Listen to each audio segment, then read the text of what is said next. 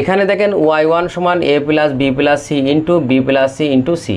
তো এটাকে আমাদের সরলীকরণ করতে হবে, আর সরলীকরণ করতে হলে প্রথমে আমাদের দেখতে হবে কিভাবে করলে সহজ হয় সেটা।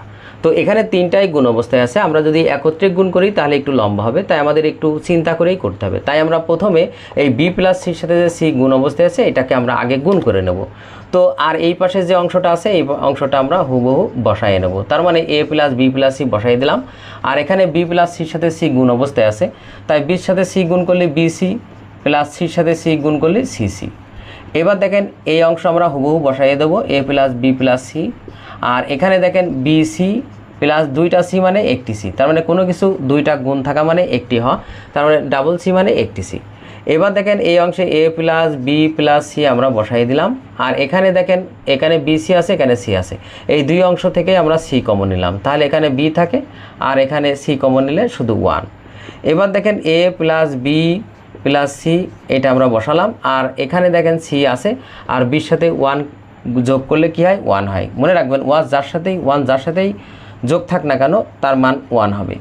এবার দেখেন এই অংশে এ প্লাস বি প্লাস সি বসাই দিলাম, আর সির সাথে 1 গুণ থাকলে কি হয় সি হয়, তার মানে 1 যার সাথেই গুণ হোক না কেন 1 আর কাজে আসবে না, তার মানে শুধু সি বসাই দিলাম। এবার দেখেন এ প্লাস বি প্লাস সির সাথে সি কি আছে গুণ অবস্থায় আছে, তো আমরা গুণ করে দেবো। প্রথমে এর সাথে সি গুণ করলে এসি, এবার বির সাথে সি গুণ করলে বিসি প্লাস এবার সির সাথে সি গুণ করলে ডাবল সি। এবার দেখেন এসি প্লাস বিসি প্লাস এই যে দুইটা একই জিনিস গুণ অবস্থায় থাকলে একটি হয়, তার মানে শুধু সি।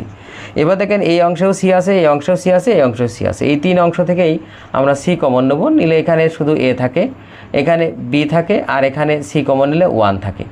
এবার দেখেন 1 যার সাথেই আমরা গুণ যোগ করি না কেন 1 হবে, তার মানে এ 1 বির সাথে 1 যোগ করলে 1 হবে, আবার এর সাথে মানে যতগুলো এ বি সি যাই থাক তার সাথে যদি 1 যোগ হয় তাহলে 1 হবে। আর এবার দেখেন সির সাথে 1 গুণ করলে কি হবে সি হবে। এটাই হলো আমাদের অ্যান্সার। এই জায়গা থেকে দুইবার করা যায়, একবার হলো বির সাথে 1 যোগ করলে 1 হলো, আবার সেই 1 এর সাথে যোগ করলে 1 হলো, তার মানে একবারে আমি 1 বসালাম তাতে সমস্যা নেই, তার মানে এটা আমাদের সি অ্যান্সার।